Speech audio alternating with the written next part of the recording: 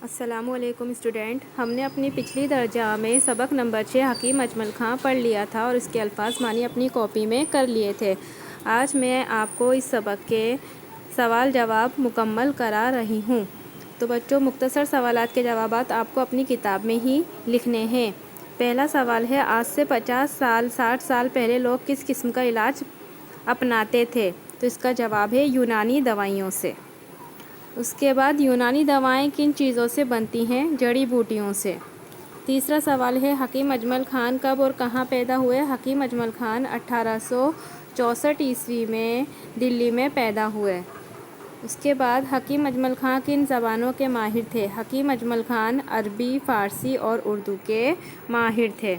सवाल नंबर 4, हुकूमत ब्रितानिया ने आपको क्या खिताब दिया था? जवाब, हुकूमत ब्रितानिया ने आपको हाज़िकुल मुल्क का खिताब दिया। इसके बाद तफसीली सवालात के जवाबात आपको अपनी उर्दू की कॉपी में करने हैं। इसका पहला जवाब मैंने यहीं पर ही आपको लिख दिया है, लेकिन आपको कॉपी में करना है। पहला सवाल है, अंग्रेज़ी तरीक़ा इलाज और यूनानी तर्ज़ इलाज में क्या फ़र्क है?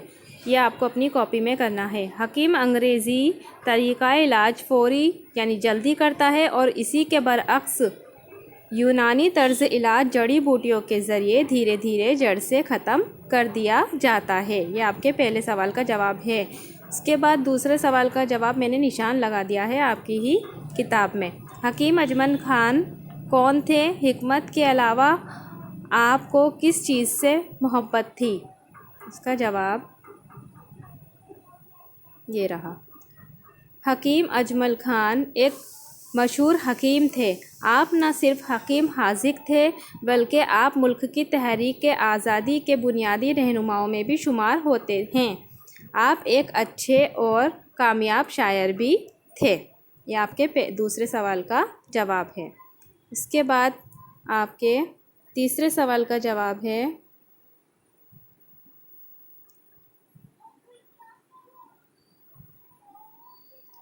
आप गरीब मरीज़ों के साथ क्या सलूक करते थे?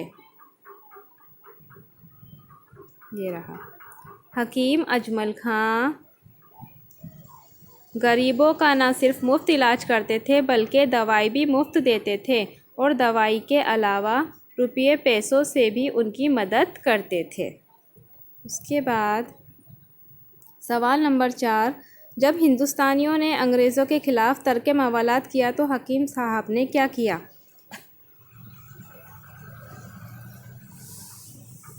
इसका जवाब है बच्चों, जब अंग्रेज़ों के ख़िलाफ़ बाइकाट यानी तर्क मवालात शुरू हुआ तो हकीम साहब ने हाज़िकुल मुल्क का खिताब ब्रितानिया हुकूमत को वापस कर दिया। यह आपके सवाल नंबर 4 का जवाब है।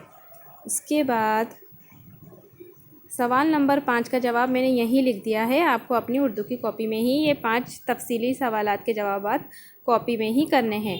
हिंदुस्तानी अवाम ने आपको क्या खिताब दिया और उसका मतलब क्या है?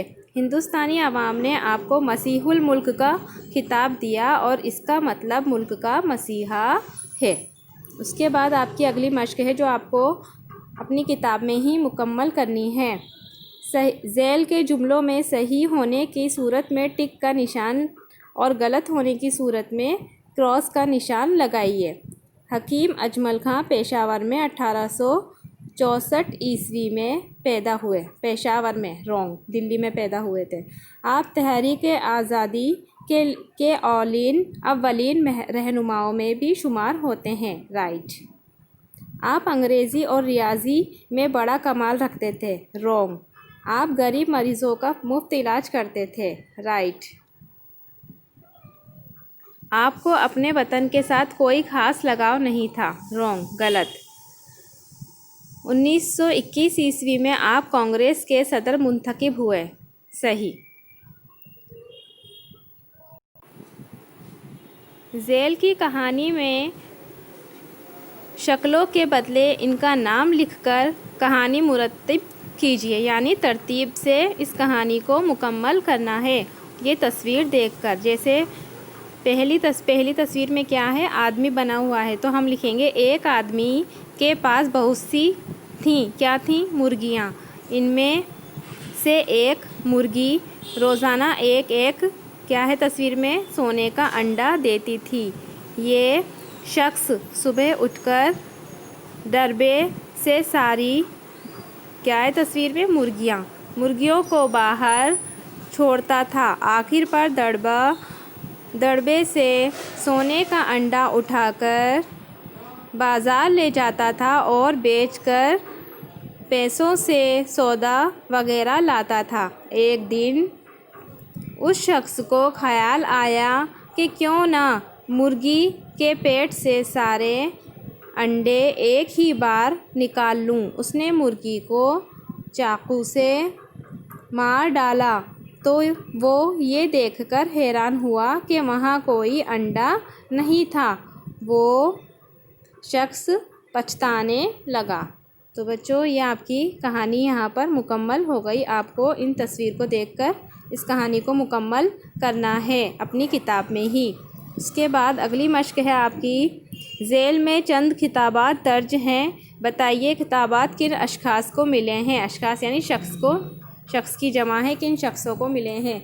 हाज़िकुल मुल्क किसका किताब था? हकीम अजमल खान का। शेर कश्मीर शेख मोहम्मद अब्दुल्ला। खालिद कश्मीर सरदार खालिद इब्राहिम। सर सैयद अहमद खां।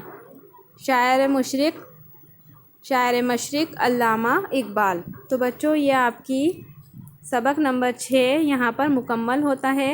आपको अपनी किताब में और कॉपी में सभी का मुकम्मल करना है। अपना ख्याल रखिए। अल्लाह हाफिज़।